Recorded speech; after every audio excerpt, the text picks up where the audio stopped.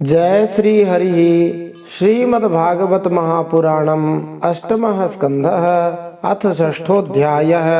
अब हम श्रीमद्भागवत महापुराण के 8वें स्कंद में छठा अध्याय सुनते हैं, जिसमें हम देवताओं और दैत्यों का मिलकर समुद्र मंथन के लिए उद्योग करना, इस प्रसंग का श्रवण करेंगे। श्री गणेशाय नमः। श्री सरस्वत्यै नमः। श्री गुरवे नमः। श्री पुराण पुरुषोत्तमाय नमः। पिछले 8वें स्कंद के 5वें अध्याय में देवताओं का ब्रह्मा जी के पास जाना और ब्रह्मा जी के द्वारा भगवान श्री हरि की स्तुति करना, इस प्रसंग को सुनते हुए हमने जाना 5वें मनु का नाम रैवत था। वे चौथे मनु तामस के सगे भाई थे। उस 5वें मनवंतर में इंद्र का नाम विभु था। भूतरय आदि देवताओं के प्रधानगण थे। उस समय अर्थात 5वें मनवंतर में हिरण्यरोमा, वेदशिरा, ऊर्ध्वबाहु आदि सप्तर्षि थे। उसी 5वें मनवंतर में शुभ्र ऋषि की पत्नी का नाम था विकुंठा। उन्हीं के गर्भ से भगवान श्री हरि विष्णु ने वैकुंठ नामक श्रेष्ठ अवतार लिया था। वैकुंठ शब्द का अर्थ होता है जहाँ पर किसी प्रकार की कोई भी कुंठा न रहे, जिसको इस भौतिक जीवन में ही सभी कुंठाओं से मुक्ति मिल जाती है। वह समझो कि इस लोक में वैकुंठ में ही है और वह शरीर छोड़ने के बाद सीधा भगवत धाम में अर्थात वैकुंठ लोक में जाता है। सभी वैष्णवों भक्तों के लिए यह वैकुंठ नामक धाम बड़ा ही श्रेष्ठ है। तो वैकुंठ नाम भगवान श्री हरि का है। उसी समय भगवान श्री हरि विष्णु ने लक्ष्मी देवी की प्रार्थना से लक्ष्मी जी को प्रसन्न करने के लिए ही वैकुंठ धाम की रचना की थी। वह लोक समस्त लोकों में श्रेष्ठ है, जिसका वर्णन जगह जगह भगवान ने कहा है। यद गत्वा न निवर्तन्ते तद्धाम परमं मम मामुपेत्य पुनर्जन्म। इस प्रकार से अलग अलग जगह भगवान ने बताया है। जिस धाम का वर्णन किया है वह वैकुंठ धाम ही है। बोलिए वैकुंठ भगवान की जय, वैकुंठ धाम की जय। उन वैकुंठनाथ भगवान के गुण और प्रभाव का वर्णन हमने 3रे स्कंद में सुना है। वहां पर आया जय और विजय नामक 2 भगवान श्री हरि के निजी अंगरक्षक थे, द्वारपाल थे। उनको सनक सनंदन सनातन सनत कुमार नामक महान ऋषियों ने शाप दे दिया था, जिसके कारण से वे दैत्य बन गए थे। जय को हिरण्याक्ष के रूप में वराह भगवान से युद्ध करना पड़ा और इन्हीं वाराह देव का वर्णन रैवत कल्प के संबंध में भी किया जा रहा है। लेकिन यह युद्ध प्रथम मनु स्वयंभू के शासनकाल में हुआ, इसलिए कुछ विद्वानों के अनुसार वराह 2 हुए हैं, किंतु अन्यों का मत है कि वराह भगवान स्वयंभू मनु के राज्यकाल में प्रकट हुए और रैवत मनु के काल तक जल के भीतर ही रहे। कुछ लोगों को संदेह हो सकता है कि यह कैसे घटित हुआ होगा, लेकिन उत्तर यह है कि कुछ भी घटित हो सकता है। यदि कोई ब्रह्मांड के परमाणुओं की गिनती कर ले तो वह भगवान श्री विष्णु के गुणों को गिन सकता है, लेकिन न तो कोई ब्रह्मांड के सारे परमाणुओं को गिन सकता है, न श्री भगवान के दिव्य गुणों को ही गिन सकता है। इसीलिए भगवान श्री विष्णु का एक नाम अनंत है। बोलिए अनंत भगवान की जय। छठे मनु चक्षु के पुत्र चाक्षुष थे। उस छठे मनवंतर में इंद्र का नाम मंत्रद्रुम था। प्रधान देवगण थे, उनका नाम था आप्य, हविष्मान और वीरक आदि सप्तर्षि थे।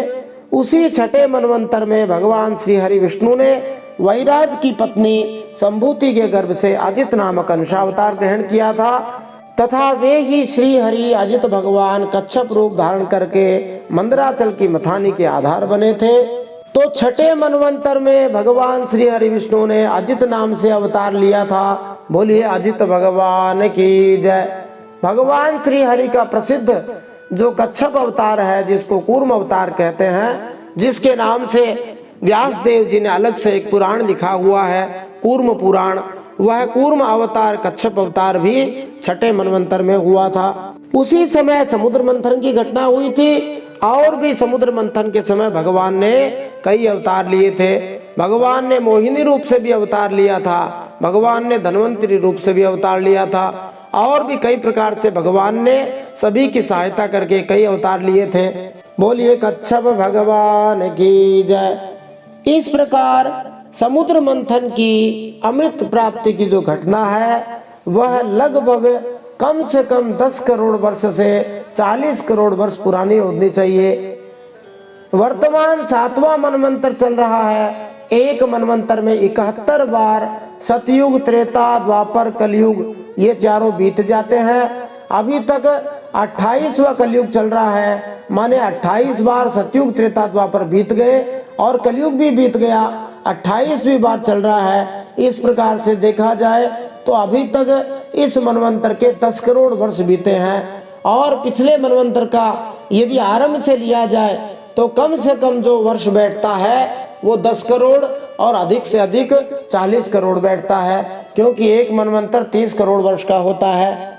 हमारे ऋषि मुनि आगे की घटनाओं को भी जानते हैं और पीछे की भी करोड़ों वर्षों की घटनाओं को जानते हैं। जब सुखदेव जी ने समुद्र मंथन की बात कही, परीक्षित महाराज ने तुरंत पूछ लिया, हे सुखदेव जी महाराज, समुद्र मंथन कैसे किया गया?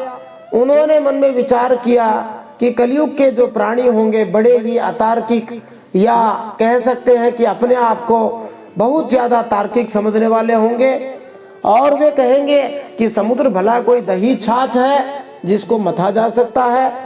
और सुखदेव जी से प्रश्न पूछा कि भगवान ने कच्छप रूप धारण करके किस प्रकार से मंदराचल को पीठ पर धारण किया, इस पे भी शंका कर सकते हैं। देवताओं को उस समय अमृत कैसे मिला, और भी कौन कौन सी वस्तुएं समुद्र से निकली, ये सब प्रश्न परीक्षित महाराज पूछते हैं। तब सुखदेव जी उत्तर देते हुए कहते हैं, जिस समय की यह बात है उस समय असुरों ने देवताओं को हरा दिया था। देवता किस कारण हार गए थे? तो भगवान श्री विष्णु का अपमान करने के कारण हार गए थे। तो भगवान श्री विष्णु का देवताओं ने अपमान कर दिया।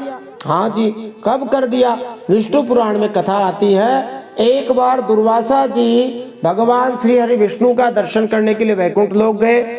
भगवान श्री विष्णु प्रसन्न होकर दुर्वासा ऋषि को अपने गले से उतार कर एक माला भेंट करते हैं, और भगवान श्री विष्णु ने दुर्वासा जी से कहा, यह माला जो धारण करेगा उसके पास खूब ऐश्वर्य होगा, खूब संपत्ति होगी।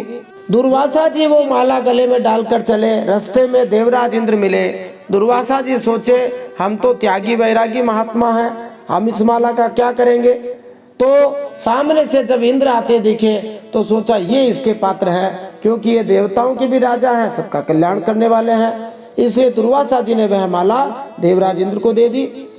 इंद्र ऐश्वर्य के मद से अंधा हो रहा था, धन दुर्मदांत हो रहा था, इसलिए माला ले तो ली, लेकिन ऐरावत के माथे पे डाल दी। अब ऐरावत ठहरा हाथी, उसे भला क्या पता कि इसका क्या मूल्य है। उसने सूंड से लेकर उस माला को पैरों से कुचल डाला। जैसे ही उस माला का अनादर हुआ, दुर्वासा जी को क्रोध आ गया। दुर्वासा जी ने कहा, तुमने भगवान श्री हरि विष्णु के द्वारा दी गई परम ऐश्वर्य प्रदान करने वाली माला का अनादर किया है, इसलिए जा, तेरे को जिस लक्ष्मी का घमंड है उस लक्ष्मी से रहित हो जा, पूरे ऐश्वर्य को खो दे। तो दुर्वासा जी के शाप से न केवल इंद्र बल्कि तीनों लोग ही श्रीहीन हो गए थे। उस समय यज्ञ आदि धर्म कर्मों का भी लोप हो गया था, क्योंकि जब पैसा ऐश्वर्य नहीं रहेगा तो धर्म कर्म यज्ञ आदि भी होने मुश्किल हो जाते हैं। ऐसी स्थिति में देवता लोग ब्रह्मा जी के पास गए। ब्रह्मा जी ने कहा, हारे को हरि नाम, चलिए हम सब संकट में हैं, श्री हरि के पास चलते हैं। जब जब देवताओं के भक्तों के ऊपर, ब्रह्मा जी के ऊपर संकट आता है, तब तब वे श्री हरि की शरण ग्रहण करते हैं। हम लोगों को भी श्री हरि की शरण ग्रहण करनी चाहिए। फिर सुखदेव जी कहते हैं कि ब्रह्मा जी ने भगवान की स्तुति करने से पहले क्या विचार किया कि हमने अभी तक भगवान को देखा नहीं, जैसा कुछ सुन रखा है, जिसको श्रुत पूर्वाय शब्द प्रयोग किया है। पूर्वाय मानी पहले, श्रुत मानी सुना हुआ, उसी के आधार पे भगवान की स्तुति करने लगे। इसका तात्पर्य यह हुआ कि जो लोग कहते हैं कि हमने भगवान को देखा नहीं, माने कैसे, उनका उत्तर यहाँ पर दिया जा रहा है कि भले ही हमने भगवान को नहीं देखा, लेकिन हमारे से पहले अनेक भक्तों ने, महात्माओं ने श्री भगवान के दर्शन किए हैं। वेद में, शास्त्रों में, पुराणों में सभी जगह भगवान की महिमा लिखी है।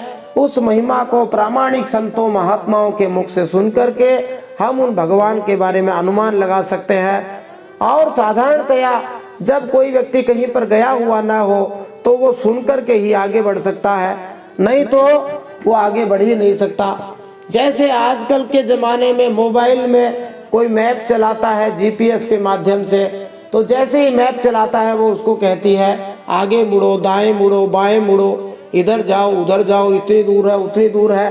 तो हम सुन करके ही आगे बढ़ते हैं और लक्ष्य को प्राप्त कर लेते हैं। जो कहेगा इसमें बोलने वाली पता नहीं कौन है, गलत बोल रही, सही बोल रही, हम नहीं मानेंगे, तो वो भले ही अपने हिसाब से रास्ता ढूंढे, मिल जाए तो ठीक है, ना मिले तो ठीक है। तो हमने यदि प्रामाणिक संतों का वचन, शास्त्र का वचन सुन लिया, सुन करके श्रद्धा कर ली, तो हमें भगवान की प्राप्ति हो जाएगी। फिर ब्रह्मा जी भगवान श्री हरि की बड़ी सुंदर स्तुति करते हैं और वे कहते हैं कि हे प्रभु, आप सतयुग, त्रेता, द्वापर में प्रकट रूप से विराजमान रहते हैं और कलयुग आदि के अंदर संतों के, महात्माओं के रूप में, प्रामाणिक महात्माओं के रूप में विराजमान रहते हैं। फिर ब्रह्मा जी कहते हैं जीव अपने पुरुषार्थ से नहीं, केवल आपकी कृपा से ही आपको प्राप्त कर सकता है। हम तो आपको केवल नमस्कार ही करते हैं। ब्रह्मा जी कहते हैं कि अग्नि भगवान का मुख है, इसकी उत्पत्ति वेद के यज्ञ, याग आदि कर्मकांड पूर्ण रूप से संपन्न हो सके इसीलिए हुई थी। यह अग्नि ही शरीर के भीतर जठराग्नि रूप से रहता है, समुद्र के अंदर बड़वांदल के नाम से रहता है। ब्रह्मा जी कहते हैं कि सभी जीवों के अंदर 10 प्रकार की प्राणवायु रहती है। 5 प्रकार की प्राणवायु का नाम है प्राण, अपान, उदान, समान और व्यान। और इसी प्रकार से 5 असु हैं, ये प्राण के ही प्रकार हैं। उनके नाम है नाग, कूर्म, कृकल, देवदत्त और धनंजय। वैसे जो असुर शब्द है, राक्षस शब्द है, वो इसी से बना हुआ है। असु मानी प्राण होता है, जो प्राणों को ही सब कुछ समझते हैं वे असुर कहलाते हैं। तो जो नास्तिक लोग हैं, घनघोर रूप से अपने आप को तार्किक कहते हैं, केवल कहते हैं कि इस जीवन के बाद कुछ नहीं है, वे असुरों के अधिपति हैं, अथवा उनको असुरों के प्रतिनिधि कहा जा सकता है। फिर ब्रह्मा जी कहते हैं कि हम इतना भी नहीं समझ पाते कि हमारे शरीर के भीतर किस तरह व्यवस्थित रूप से सब कुछ हो रहा है। यह शरीर एक छोटा सा ब्रह्मांड ही तो है, लेकिन हम यह भी नहीं समझ सकते कि छोटे से ब्रह्मांड में सब कुछ कैसे हो रहा है। तो फिर विशाल ब्रह्मांड के कार्यकलापों के विषय में हम कैसे जान सकते हैं। यदि कोई गहराई से विचार करे तो एक एक क्रिया इस प्रकार से होती है, चाहे वो श्वास लेने की क्रिया हो, चाहे मस्तिष्क के सोचने की क्रिया हो, चाहे हृदय के धड़कने की क्रिया हो, चाहे एक एक अंग में खून पहुंचने की क्रिया हो, चाहे भोजन खाने की, पचाने की क्रिया हो, अथवा अपशिष्ट निकालने की क्रिया हो। ऐसी ऐसी क्रियाएं हैं, हम सोच भी नहीं सकते, हमें पता ही नहीं है। तो वास्तव में इस ब्रह्मांड को तो समझ पाना अत्यंत ही कठिन है। फिर भी विद्वान संतों ने उपदेश दिया है, भगवान श्री कृष्ण ने भी उपदेश दिया है कि यह संसार दुख से भरा हुआ है, इसलिए इस संसार को छोड़ करके भगवत धाम वापस जाने के लिए सोचना चाहिए। अब कोई भौतिकवादी यहाँ तर्क कर सकता है कि जब इस संसार और इसके कामों को समझना असंभव ही है तो इसका तिरस्कार कैसे कर सकते हैं। तो इसका उत्तर दिया जाता है कि इस संसार का त्याग करना चाहिए, क्योंकि इसका त्याग वेद विद्वानों ने किया है। यद्यपि हम यह समझ नहीं पाते कि यह संसार क्या है, लेकिन हमें विद्वानों के उपदेश के अनुसार, विशेष रूप से भगवान के उपदेश के अनुसार इसे त्यागने के लिए तैयार रहना चाहिए। मनुष्य को भगवत धाम लौटना होता है, क्योंकि जीवन की परम सिद्धि यही है। भगवान के धाम जाने का अर्थ है इस भौतिक संसार का परित्याग कर देना। यद्यपि हम इस संसार के कामों को समझ नहीं सकते और यह हमारे लिए अच्छा हो या बुरा, हमें प्रामाणिक महात्माओं के उपदेश के अनुसार इसका परित्याग कर देना चाहिए और भगवत धाम वापस जाना चाहिए, ताकि हमारे दुखों का नाश हो जाए। वैसे भी एक न एक दिन तो हमें इसको छोड़ना ही पड़ेगा। तो निष्कर्ष रूप में यही कह सकते हैं कि इस ब्रह्मांड को समझना बड़ा मुश्किल है। ब्रह्मा जी कहते हैं भगवान को समर्पित किया हुआ छोटे से छोटा कर्माभास भी कभी विफल नहीं होता। भगवान भगवत गीता में कहते हैं स्वल्पमप्यस्य धर्मस्य त्रायते महतो भयात। दूसरे अध्याय के 40वें श्लोक में यह धर्म या भक्ति इतनी महत्वपूर्ण है कि यदि केवल नगण्य मात्रा में भी थोड़ी सी भी इसका अनुष्ठान कर लिया जाए तो श्रेष्ठ परिणाम मिलता है। विश्व इतिहास में ऐसे अनेक उदाहरण मिलते हैं जिनमें श्री भगवान की थोड़ी सी सेवा करने से भी जीव महानतम संकट से बच गया। उदाहरण अजामिल का दिया जा सकता है, जिसको अंतकाल में नारायण की स्मृति करने का फल मिला और सभी शास्त्रों का सार है अंते नारायण स्मृति ही। यदि कोई किसी भी तरह नारायण, कृष्ण या राम के पवित्र नाम का स्मरण जीवन के अंत समय कर लेता है तो वह तुरंत भगवान के धाम में जाने का दिव्य फल प्राप्त कर सकता है। जैसे ही हम भगवान के संपर्क में आते हैं वैसे ही हम पूर्ण बन जाते हैं और पूरी तरह संतुष्ट हो जाते हैं। जिस तरह छोटा बालक अपनी माँ की गोद में पहुंचते ही संतुष्ट हो जाता है, ऐसे ही हमें भगवान की प्राप्ति की सोचनी चाहिए। तो भगवान की भक्ति थोड़ी सी भी करी हो वह भी निष्फल नहीं जाएगी, कुछ न कुछ फल देकर ही रहेगी। फिर ब्रह्मा जी कहते हैं, जैसे पेड़ की जड़ को पानी से सींचना, उसकी बड़ी बड़ी शाखाओं और छोटी छोटी डालियों को भी सींचना है, वैसे ही सर्वात्मा भगवान की आराधना सभी प्राणियों की और अपनी भी आराधना है। जो लोग भौतिक इच्छाओं के प्रति आसक्त हैं वे अनेक देवताओं की पूजा करते हैं। काम स्तैस्तैर्हृतज्ञानाः प्रपद्यन्ते न्य देवताः, भगवद गीता में भगवान कहते हैं चूंकि लोग अनेकानेक भौतिक इच्छाओं के कारण मोहग्रसित रहते हैं, इसलिए वे अन्य अन्य शिव जी, ब्रह्मा जी, काली, दुर्गा, गणेश जी, सूर्य की पूजा विभिन्न फलों की प्राप्ति के लिए करते हैं। लेकिन भगवान श्री विष्णु की पूजा करके इन सारे फलों को एक साथ प्राप्त किया जा सकता है। यही बात श्रीमद् भागवतम में चौथे स्कंद के 31वें अध्याय के 14वें श्लोक में कही गई है। इसलिए एक अच्युत भगवान की आराधना करने से सब कुछ मिल जाएगा। बोलिए अच्युत भगवान की जय। अब हम श्रीमद् भागवत महापुराण के 8वें स्कंद के 6ठे अध्याय में देवताओं और दैत्यों का मिलकर समुद्र मंथन के लिए उद्योग करना, इस प्रसंग में इन प्रश्नों के उत्तर प्राप्त कर सकते हैं। देवताओं की प्रार्थना पर प्रकट हुए श्री भगवान का दर्शन केवल कौन दो ही लोग कर सके? भगवान की झांकी कैसी थी? मनुष्य भक्ति योग के अभ्यास द्वारा भगवान की कृपा किस प्रकार प्राप्त कर सकता है? भगवान के प्राकट्य से भक्त किस प्रकार सुखी और शांत हो जाते हैं? यद्यपि श्री भगवान अकेले ही सब कार्य करने में समर्थ हैं, फिर भी क्या करने की इच्छा से उन्होंने देवताओं को समुद्र मंथन के लिए सलाह दी? मदारी की पिटारी में बंद सांप और चूहे की तरह कभी कभी शत्रुओं से भी मेल मिलाप क्यों कर लेना चाहिए? सागर मंथन में मथानी और नैतिक किसे बनाया गया? संविदा शब्द का क्या अर्थ होता है? मंदराचल के नीचे चकनाचूर हुए देवता और दानवों को किसने जीवित किया? देवता और दानवों के असमर्थ होने पर मंदराचल पर्वत किसने केवल एक हाथ से उठाकर सागर के तट पर रख दिया? गरुड़ जी को समुद्र मंथन के स्थान से वापस क्यों भेज दिया गया? आइए इन सब प्रश्नों के उत्तर आज के इस 8वें स्कंद के 6ठे अध्याय में प्राप्त करते हैं। जय श्री हरि। नारायणं नमस्कृत्य नरं चैव नरोत्तमं देवीं सरस्वतीं व्यासं ततो जयमुदीरयेत्। भगवान श्री नरनारायण को प्रणाम करते हुए श्री गणेश जी महाराज, माता सरस्वती, वेदव्यास भगवान को प्रणाम करते हुए हृदय आराध्य श्री हरिचरणों में प्रणाम करते हुए भगवत स्वरूप श्रीमद् भागवत को प्रणाम करते हुए श्री सुखदेव जी और परीक्षित जी को प्रणाम करते हुए अनंत कोटि सब संत महात्माओं वैष्णवों को प्रणाम करते हुए अब हम श्रीमद् भागवत महापुराण के 8वें स्कंद में 6ठा अध्याय सुनते हैं, जिसमें हम देवताओं और दैत्यों का मिलकर समुद्र मंथन के लिए उद्योग करना, इसका श्रवण करेंगे। श्रीमद् भागवत महापुराणम अष्टमः स्कंधः अथ षष्ठोऽध्यायः। श्री शुक उवाच एवं स्तुतः सुरगणैर्भगवान् हरिरीश्वरः तेषामाविरभूद्राजन् सहस्रार्कोदयद्युतिः तेनैव महसा सर्वे देवाः प्रतिहते क्षणाः नापश्यन् खं दिशः क्षौणिमात्मानं च कुतो विभुम्। श्री सुखदेव जी परीक्षित महाराज से कहते हैं, जब देवताओं ने सर्वशक्तिमान भगवान श्री हरि की इस प्रकार स्तुति की तब वे उनके बीच में ही प्रकट हो गए उनके शरीर की प्रभा ऐसी थी मानो हजारों सूर्य एक साथ ही उग गए हों। बोलिए परम सत्य श्री हरि की जय। भगवान श्री हरि की उस प्रभा से सभी देवताओं की आंखें चुंधिया गई। वे भगवान को तो क्या, आकाश, दिशाएं, पृथ्वी और अपने शरीर को भी न देख सके। विरिंचो भगवान दृष्ट्वा सह शर्वेण तां तनुं स्वच्छां मरकतश्यामां कंजगर्भारुणेक्षणां तप्त हेमावदातेन लसत्कौशेयवाससा प्रसन्न चारु सर्वांगीं सुमुखीं सुंदर भ्रुवम्। केवल भगवान शंकर और ब्रह्मा जी ने ही भगवान की उस छवि का स्वरूप का दर्शन किया।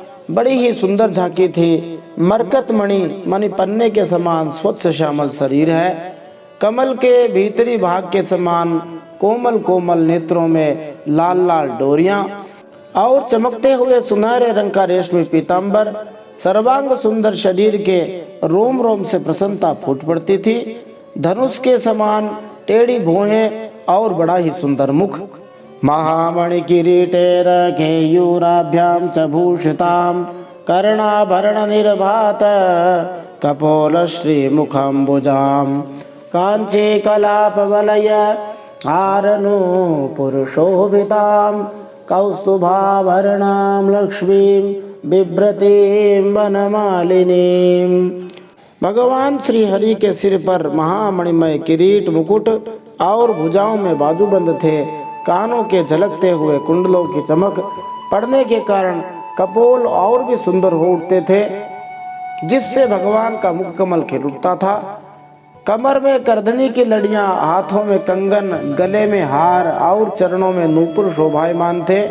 भगवान के वक्षस्थल, छाती पर लक्ष्मी माता और गले में कौस्तुभमणि तथा वनमाला सुशोभित थी।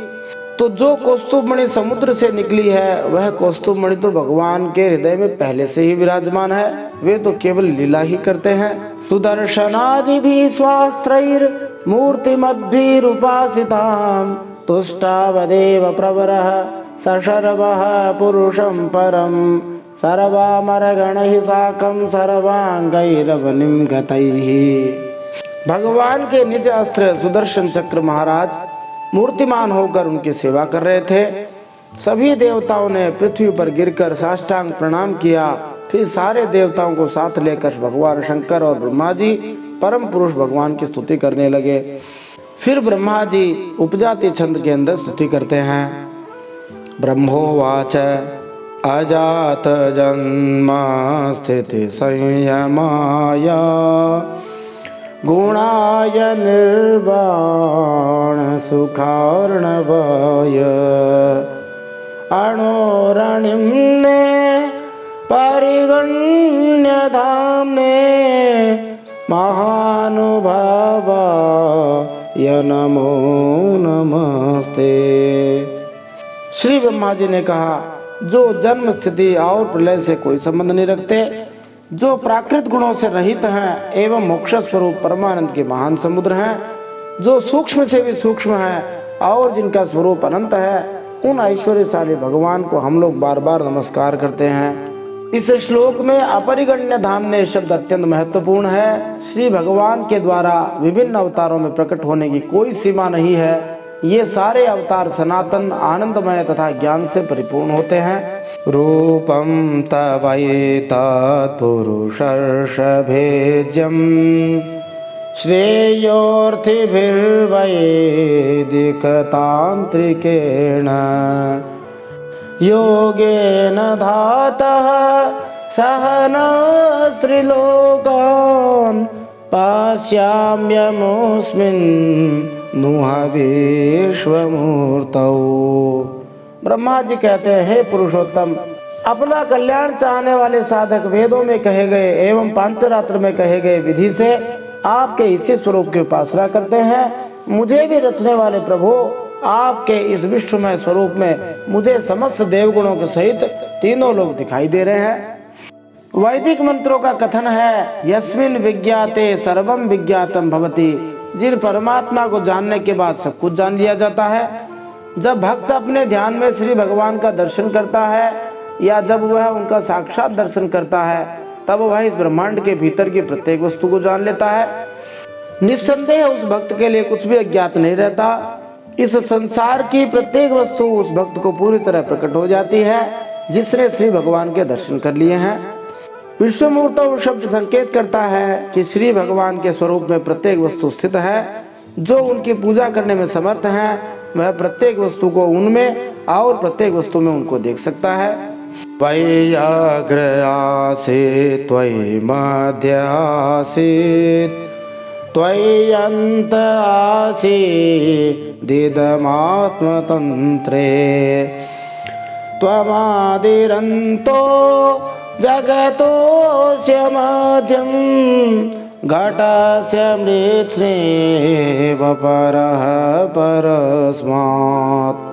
हे प्रभु, आप में ही पहले यह संसार लीन था, मध्य में भी आप में ही विराजमान है, अंत में भी यह पुनः आप में ही लीन हो जाएगा। आप स्वयं कार्य कारण से परे परम स्वतंत्र हैं। आप ही इस संसार के आदि अंत और मध्य हैं। वैसे ही जैसे घड़े का आदि मध्य और अंत मिट्टी होता है। त्वं माययात्मा शयया स्वयेदं निर्माय विश्वं तदनु प्रविष्टः पश्यन्ति युक्ता मनसा मनीषिणो गुणाव्यवायेऽप्यगुणं विपश्यतः। हे प्रभु, आप अपने ही आश्रय रहने वाली अपनी माया से इस संसार की रचना करते हैं और इसमें फिर से प्रवेश करके अंतर्यामी के रूप में विराजमान होते हैं। इसीलिए विवेकी और शास्त्र जानने वाले पुरुष बड़ी सावधानी से अपने मन को एकाग्र करके इन गुणों की विषयों की भीड़ में भी आपके निर्गुण स्वरूप का ही साक्षात्कार करते हैं। यथा अग्निरेधामृतं च गोषु भुव्यन्नमम्बोद्यमने च वृत्तिं योगैर्मनुष्याधियन्ते त्वां गुणेषु बुद्ध्या कवयो वदन्ति। जैसे मनुष्य युक्ति के द्वारा लकड़ी से आग, गाय से अमृत के समान दूध, पृथ्वी से अन्न तथा जल और व्यापार से अपनी आजीविका प्राप्त कर लेते हैं, वैसे ही विवेकी मनुष्य भी अपने शुद्ध बुद्धि से भक्ति योग, ज्ञान योग आदि के द्वारा आपको इन विषयों में ही प्राप्त कर लेते हैं और अपने अनुभूति के अनुसार आपका वर्णन भी करते हैं। तम त्वां वयं नाथ समोचिहानं सरोजनाभाति चरेप्सितार्थं दृष्ट्वा गता निर्वृतिमाद्य सर्वे गजादवार्ता इव गांगमंबः। हे कमलनाभ हरे, जिस प्रकार दावाग्नि से झुलसता हुआ हाथी गंगा जल में डुबकी लगाकर सुख और शांति का अनुभव करने लगता है, वैसे ही आपके आविर्भाव से हम लोग परम सुखी और शांत हो गए हैं। हे स्वामिन, हम लोग बहुत दिनों से आपके दर्शनों के लिए अत्यंत लालायित हो रहे थे। भगवत भक्त श्री भगवान का साक्षात दर्शन पाने के लिए सदा अत्यंत उत्सुक रहते हैं, लेकिन वे कभी यह मांग नहीं रखते कि भगवान उनके सामने आए, क्योंकि सच्चा भक्त ऐसी मांग को भक्ति के विरुद्ध मानता है। श्री चैतन्य महाप्रभु ने अपने शिक्षाष्टकम में यही पाठ पढ़ाया है, अदर्शनान मर्महताम करोतु वा। भक्त श्री भगवान का प्रत्यक्ष दर्शन करने के लिए सदा उत्सुक रहता है, लेकिन यदि जन्म जन्मांतर तक श्री भगवान के दर्शन न होने से उसका हृदय टूट भी जाए तो भी वह श्री भगवान से प्रकट होने की मांग तो कभी नहीं करेगा। यह शुद्ध भक्ति का लक्षण है। अतिचिरेप्सितार्थम शब्द आया है, जिसका अर्थ है भक्त श्री भगवान का दर्शन पाने के लिए दीर्घ समय से आकांक्षा करता रहता है। यदि श्री भगवान अपनी इच्छा से भक्त के सामने प्रकट होते हैं तो वह अत्यंत सुख का अनुभव करता है, जिस प्रकार ध्रुव महाराज ने भगवान का प्रत्यक्ष दर्शन पाने पर किया था।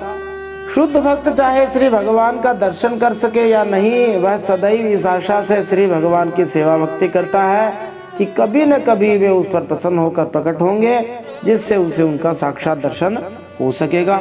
सत्वं वेदास्वाखिल लोकपाला वयं यदर्थास्तव पादमूलम् समागतास्ते बहिरन्तरात्मन् किं वान्यवेज्ञाप्यमशेष साक्षिणः।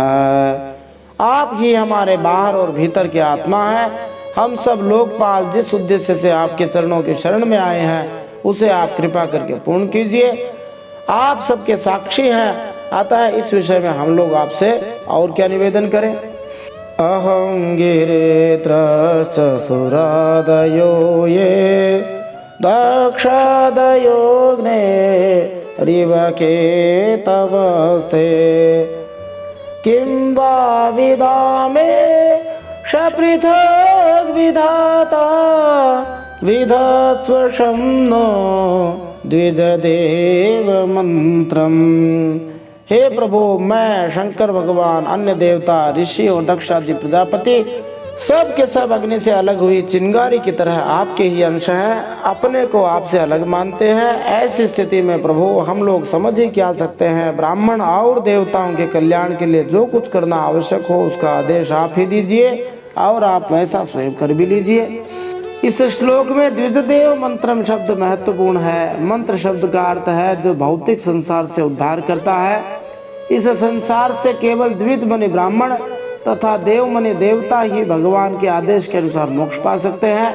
भगवान जो कुछ भी बोलते हैं वह मंत्र है और जीवों का मानसिक तर्क वितर्क से उद्धार कराने के लिए पर्याप्त है।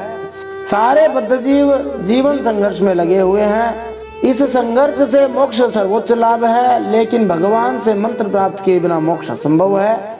आदि मंत्र गायत्री मंत्र कहा जाता है। इसलिए संस्कार के बाद जब कोई व्यक्ति ब्राह्मण माने द्विज बनने के योग्य हो जाता है तो उसे गायत्री मंत्र दिया जाता है। मात्र गायत्री मंत्र के जप से मनुष्य मोक्ष पा सकता है, लेकिन यह मंत्र केवल ब्राह्मणों तथा देवताओं के लिए उपयुक्त होता है। कलयुग में हम सभी अत्यंत कठिन स्थिति में है, जिसमें ऐसे उचित मंत्र की आवश्यकता है जो हमें इस युग के संकटों से उबार सके। इसलिए भगवान अपने चैतन्य अवतार में हमें हरि नाम का मंत्र प्रदान करके गए। गायत्री मंत्र आदि जपने में बहुत सारी विधियां होती है, बहुत ध्यान रखना होता है। भगवान श्री हरि का नाम सीधा सट है, कैसे भी ले सकते हैं। ब्रह्मा जी और शिव जी जैसे देवता और दक्ष जैसे प्रजापति भी उन परमेश्वर के समक्ष प्रकाशमान चिंगारी की तरह हैं, जिनकी तुलना महान अग्नि से की जाती है। चिंगारियां तभी तक सुंदर लगती हैं जब तक वे अग्नि में रहती हैं। उसी तरह हमें भगवान के सानिध्य में रहकर सदा भक्ति में लगना चाहिए, क्योंकि तभी हम सदा प्रकाशमान रहेंगे। जैसे ही हम श्री भगवान की सेवा से नीचे गिर जाते हैं, हमारा तेज और हमारी चमक तुरंत समाप्त हो जाएगी या कुछ काल के लिए रुक जाएगी। श्री शुक उवाच एवं विरिंचादि विरीडितस्तत् विज्ञायतेषां हृदयं तथैव जगादजीमोतकभीरया गिरा बद्धांजलिं संवृत सर्वकारकान्। श्री सुखदेव जी कहते हैं, ब्रह्मा आदि देवताओं ने इस तरह स्तुति करके अपनी सारी इंद्रियां रोक ली। सब बड़ी सावधानी के साथ हाथ जोड़कर खड़े हो गए। उनकी स्तुति सुनकर और इसी तरह उनके हृदय की बात जानकर भगवान मेघ के समान गंभीर वाणी से बोले, एक एवेश्वरस्तस्मिन् सुरकार्ये सुरेश्वरः विहर्तु कामस्तानाः समुद्रोन्मथनादिभिः। हे परीक्षित, सभी देवताओं तथा जगत के एकमात्र स्वामी भगवान अकेले ही उन सब कार्य को करने में समर्थ थे। फिर भी समुद्र मंथन आदि लीलाओं के द्वारा विहार करने की इच्छा से वे देवताओं को संबोधित करके इस प्रकार कहने लगे। श्री भगवान उवाच हंत ब्रह्मन्नहो शंभो हे देवा मम भाषितं शृणुतावहिताः सर्वे श्रेयो वह स्याद् यथा सुराः यात दानव दैतेयैस्तावत् संधिर्विधीयताम् कालेनानुगृहीतैस्तैर्यावद् वो भव आत्मनः। श्री भगवान ने कहा, ब्रह्मा जी, शंकर जी और देवताओं, तुम लोग सावधान होकर मेरी सलाह सुनो। तुम्हारे कल्याण का यही उपाय है। इस समय असुरों पर काल की कृपा है, इसलिए जब तक तुम्हारे अभ्युदय और उन्नति का समय नहीं आता तब तक तुम दैत्य और दानवों के पास जाकर उनसे संधि कर लो। अरयोपि हि संधेयः सति कार्यार्थ गौरवे अहिमूषकवद्देवा यर्थस्य पदवीं गतैः अमृतोत्पादने यत्नः क्रियतामविलम्बितम् यस्य पीतस्य वै जंतुर मृत्युग्रस्तो मरो भवेत। श्री भगवान कहते हैं, देवताओं, कोई बड़ा कार्य करना हो तो शत्रुओं से भी मेल मिलाप कर लेना चाहिए। यह बात अवश्य है कि काम बन जाने पर उनके साथ सांप और चूहे वाला बर्ताव कर सकते हैं। किसी मदारी की पिटारी में सांप तो पहले से था ही, भाग्यवश एक चूहा भी जा घुसा। चूहे के भयभीत होने पर सांप ने उसे प्रेम से समझाया कि भाई तुम इस पिटारी में छेद कर दो, फिर हम दोनों भाग निकलेंगे। पहले तो सांप की इस बात पर चूहे को विश्वास नहीं हुआ, लेकिन पीछे उसे पिटारी में छेद कर दिया। इस तरह काम बन जाने पर सांप चूहे को निकल गया और पिटारी से निकल के भाग गया। वैसे ही शत्रु के साथ करना चाहिए। तुम लोग बिना विलंब के अमृत निकालने का प्रयत्न करो, उसे पी लेने पर मरने वाला प्राणी अमर हो जाता है। क्षिप्त्वा क्षीरो दधौ सर्वा वीरुतृणलतौषधीः मंथारं मंदरं कृत्वा नेत्रं कृत्वा तु वासुकिं सहायेन मया देवा निर्मन्थ्यध्वमतन्द्रिताः क्लेशभाजो भविष्यन्ति दैत्या यूयं फलग्रहाः। भगवान ने कहा, पहले क्षीर सागर में सब प्रकार के घास, तिनके, लताएं और औषधियां डाल दो। फिर तुम लोग मंदराचल की मथानी और वासुकी नाग की नेति बनाकर मेरी सहायता से समुद्र का मंथन करो। अब आलस्य और प्रमाद का समय नहीं है। श्री हरि कहते हैं, देवताओं विश्वास रखो, दैत्यों को तो मिलेगा केवल श्रम और क्लेश, परंतु फल मिलेगा तुम लोगों को ही।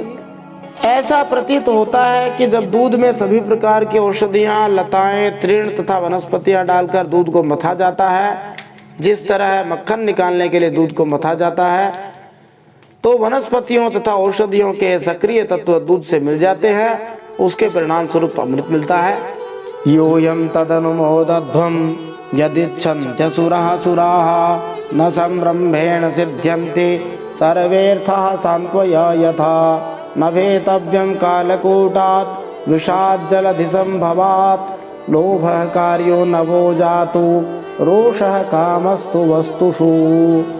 हे देवताओं, असुर लोग तुमसे जो जो चाहे सब स्वीकार कर लो। शांति से सब काम बन जाते हैं, क्रोध करने से कुछ नहीं बनता।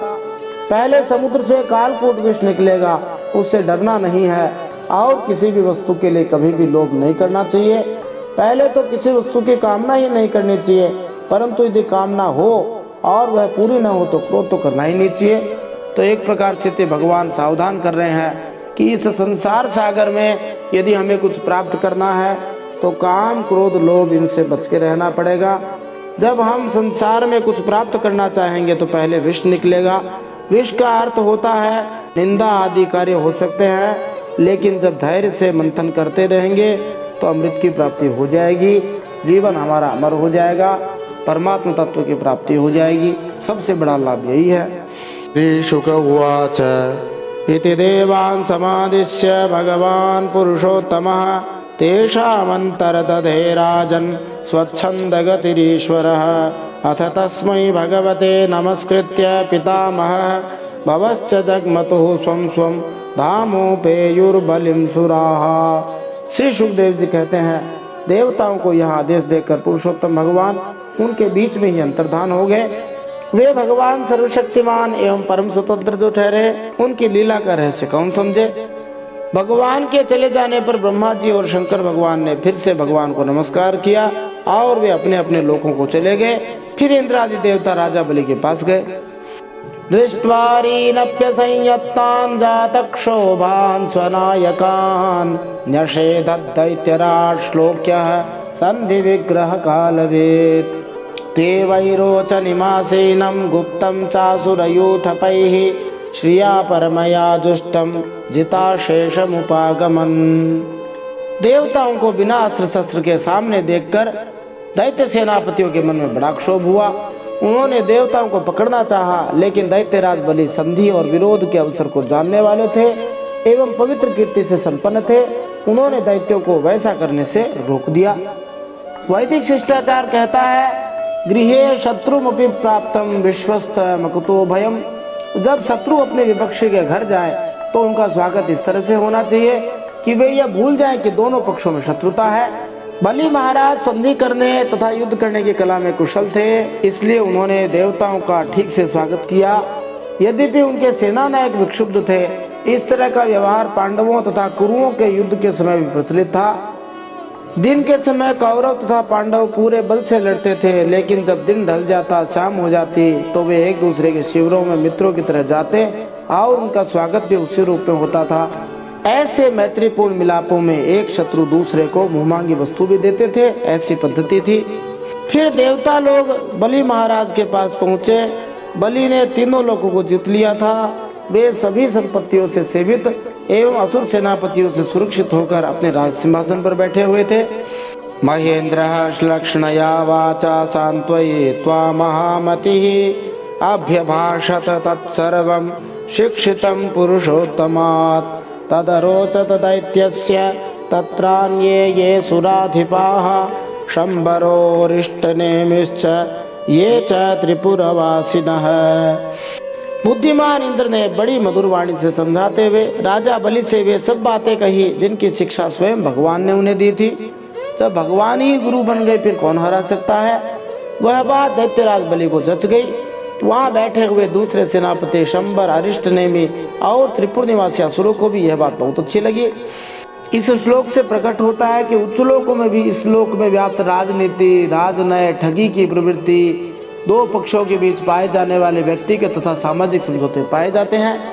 देवतागण बलि महाराज के पास अमृत बनाने का प्रस्ताव लेकर गए थे और असुरों ने इसे यह सोचते हुए तुरंत स्वीकार कर लिया कि देवता पहले से कमजोर है, इसलिए जब अमृत निकलेगा तो असुर उसे प्राप्त करके अपने निजी कार्य में ला सकेंगे।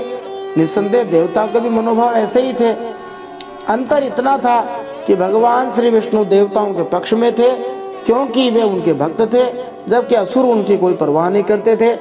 सारे ब्रह्मांड में ये दो ही दल हैं, विष्णु दल या ईश्वर भावना भावित दल और दूसरा ईश्वर विहीन दल। जो ईश्वर विहीन दल है वो कभी भी सुखी या विजयी नहीं होता, जबकि ईश्वर भावना भावित दल सदैव सुखी तथा विजयी होता है। यत्र योगेश्वर कृष्णो यत्र पार्थो धनुर्धर तत्र श्री विजयो भूतिर ध्रुवा नीतिर मतिर्मम। जहाँ भगवान है वही विजय है। ततो देवासुरः कृत्वा संविदं कृत सौहृदाः उद्यमं परमं चक्रु रमृतार्थे परन्तप ततस्ते मंदरगिरि मोजसोत्पाट्य दुर्मदाः नदन्त उदधिं निन्युः शक्ताः परिगबाहवः। तब देवता और असुरों ने आपस में संधि समझौता करके मित्रता कर ली और वे सब मिलकर अमृत मंथन के लिए पूरी तैयारी करने लग गए। इस श्लोक में संविदम शब्द महत्वपूर्ण है। देवता और असुर दोनों ने थोड़े समय के लिए सही युद्ध बंद रखना स्वीकार कर लिया, जिसको सीज फायर कहते हैं। वे अमृत उत्पन्न करने का प्रयास करने लगे। श्री विश्वनाथ चक्रवर्ती ठाकुर ने संविद शब्द के कई अर्थ बताए हैं। संविदम युद्धे प्रतिज्ञायाम आचारे नामनि तोषणे संभाषणे क्रियाकारे संकेत ज्ञानयोरपि। संविद शब्द के प्रयोग कई अर्थों में किए जाते हैं। युद्ध में, वचन देने में, तुष्ट करने में, संबोधन में, व्यावहारिक कर्म के द्वारा संकेत तथा ज्ञान। तो यहाँ कई प्रकार के अर्थ निकल सकते हैं। इसके बाद देवता और दानवों ने दोनों ने मिलकर अपनी शक्ति से मंदराचल को उखाड़ लिया और ललकारते तथा गरजते हुए इसे समुद्र तट की ओर ले चले। उनकी भुजाएं परिघ के समान थी, एकदम मजबूत। शरीर में शक्ति थी और अपने अपने बल का घमंड तो था ही। दूर भारोद्वह शांताः शक्रवैरोचनादयः अपारयन्तस्तम्भोढुं विवशा विजहूपथे निपतन् स गिरिस्तत्र बहूनमरदानवान् चूर्णयामास महता भारेण कनकाचलः। परंतु एक तो मंदराचल पर्वत वैसे ही बहुत भारी था और दूसरा उसे बड़ी दूर तक लेके जाना था। इससे इंद्र, बलि आदि सब के सब हार गए। जब ये किसी प्रकार भी मंदराचल को आगे न ले जा सके तब विवश होकर उन्होंने उसे रास्ते में पटक दिया। वह सोने का पर्वत मंदराचल बड़ा भारी था। गिरते समय उसने बहुत से देवता और दानवों को चकनाचूर कर डाला। स्वभाव से ही सोना तो पत्थर से भारी होता है। चूंकि मंदर पर्वत सोने का बना था इसलिए वह पत्थर से ज्यादा भारी था और परिणाम ये हुआ कि देवता और असुर दोनों उसे क्षीर सागर तक नहीं ले जा सके। तथा भग्न मनसो भग्न बाहुरुकंधरान विज्ञाय भगवान तत्र बभूव गरुड़ध्वजः गिरिपात विनिष्पिष्टान विलोक्य मरदानवान ईक्षया जीवयामास निर्जरान निर्व्रणान यथा। उन देवता और असुरों के हाथ कमर कंधे सब टूट गए, मन भी टूट गया। उनका उत्साह भंग हुआ देख गरुड़ पर चढ़े हुए भगवान श्री हरि वहां अचानक प्रकट हो गए। बोलिए गरुड़ ध्वज भगवान की जय। भगवान ने देखा कि देवता और असुर पर्वत के गिरने से पिस गए हैं, इसलिए उन्होंने अपने अमृतमय दृष्टि से देवताओं को इस प्रकार जीवित कर दिया मानो उनके शरीर में बिल्कुल चोट ही न लगी हो। यहाँ पर एक बात विशेष ध्यान देने की है कि भगवान तो अमृत मंथन करवा ही रहे हैं, भगवान की दृष्टि में ही ऐसी शक्ति है कि वो किसी को भी अमर बना दे। लेकिन भगवान को तो कौतुक पसंद है, लीला पसंद है, परम कौतुकी राम कृपाला। इसके अलावा भगवान मानव संसार को दिखाना चाहते हैं कि परिश्रम भले ही कर लो, लेकिन मिलेगा उसी को जो मेरे आश्रित है, श्री हरि आश्रित है। गिरिम चारोप्य गरुड़े हस्ते नैके नलीलया आरोह्य प्रययावब्धिं सुरासुरगणैर्वृतः अवरोप्य गिरिं स्कन्धात् सुपर्णः पतताम्बरः ययौ जलान्त उत्सृज्य हरिणा स विसर्जितः। भगवान ने खेल ही खेल में एक हाथ से उस पर्वत को उठाकर गरुड़ पर रख दिया और स्वयं भी सवार हो गए। फिर देवता और असुरों के साथ उन्होंने समुद्र तट की यात्रा की। यहाँ पर सर्वोपरि भगवान के सर्वशक्तिमान तथा सर्वश्रेष्ठ होने का प्रमाण मिलता है। जीवों की दो श्रेणियां हैं, असुर तथा देवता, लेकिन भगवान इन दोनों के ऊपर है। असुरगण सृष्टि के अवसरवाद सिद्धांत में विश्वास करते हैं, लेकिन देवता भगवान के हाथों से बनी सृष्टि पर विश्वास करते हैं। यहाँ पर श्री भगवान की सर्वशक्तिमत्ता सिद्ध होती है, क्योंकि उन्होंने मंदर पर्वत असुरों तथा देवताओं को मात्र एक ही हाथ से उठाकर गरुड़ की पीठ पर रखा और सबको क्षीर सागर ले आए। अब देवता तथा भक्त इस घटना को तुरंत स्वीकार कर लेंगे, क्योंकि वे जानते हैं कि श्री भगवान किसी भी वस्तु को चाहे वह कितनी भी भारी क्यों न हो उठा सकते हैं। लेकिन दानव इस घटना को सुनकर यही कहेंगे कि यह काल्पनिक है। यद्यपि वे भी देवताओं के साथ श्री भगवान द्वारा ले जाए गए थे जब इस कार्य को किया गया था, लेकिन क्या सर्वशक्तिमान श्री भगवान के लिए एक पर्वत उठाना कठिन है? चूंकि उन्होंने लाखों मंदिर पर्वतों से युक्त असंख्य ग्रहों को तैरा रखा है, तो फिर वे उनमें से एक पहाड़ को अपने हाथ से क्यों नहीं उठा सकते जी? ये काल्पनिक कथा नहीं है, अभी तो विश्वास करने वालों तथा अश्रद्धालुओं में यही अंतर है कि देवता वैदिक साहित्य में वर्णित किए गए घटनाओं को सच्ची रूप में स्वीकार कर लेते हैं, दानव केवल विवाद करते हैं और कहते हैं कि ये ऐतिहासिक घटनाएं मात्र काल्पनिक कथाएं हैं। असुरगण यही व्याख्या करना श्रेष्ठ समझते हैं कि इस संसार की सारी घटनाएं अकस्मात से होती हैं, जिसको वे कोइंसिडेंस कहते हैं अथवा इंसिडेंस कहते हैं। लेकिन भक्तगण तथा देवगण किसी भी घटना को अवसर जनित नहीं मानते, प्रत्युत वे जानते हैं कि प्रत्येक घटना भगवान की योजना के अनुसार घटती है।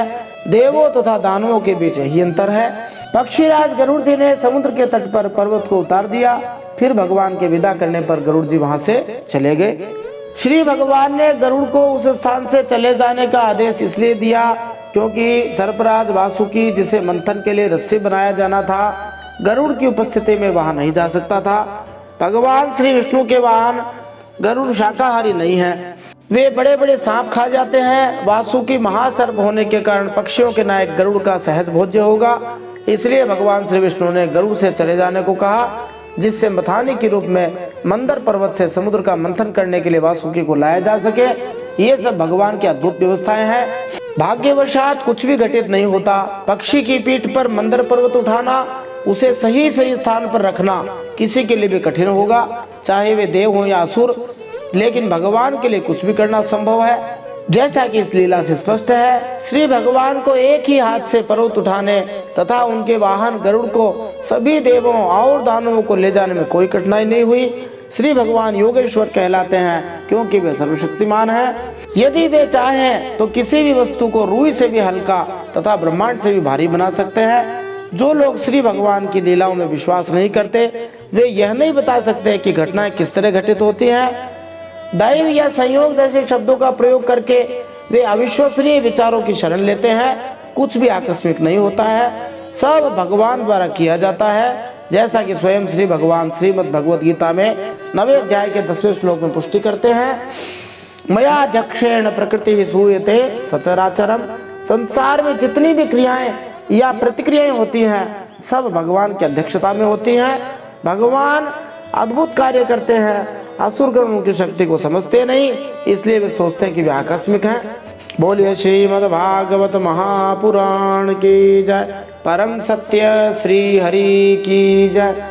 इति श्रीमद् भागवते महापुराणे पारमहंस्यां संहितायाम् अष्टमस्कन्धे अमृतमथने मंदराचलानयनं नाम षष्ठोऽध्यायः। श्रीमन्नारायणार्पणमस्तु। इस प्रकार श्रीमद् भागवत महापुराण परमहंसों की संहिता अष्टम स्कंद में अमृत मंथन में मंदराचल पर्वत को लाना नामक छठा अध्याय भगवान श्री नारायण के चरणों में समर्पित हो।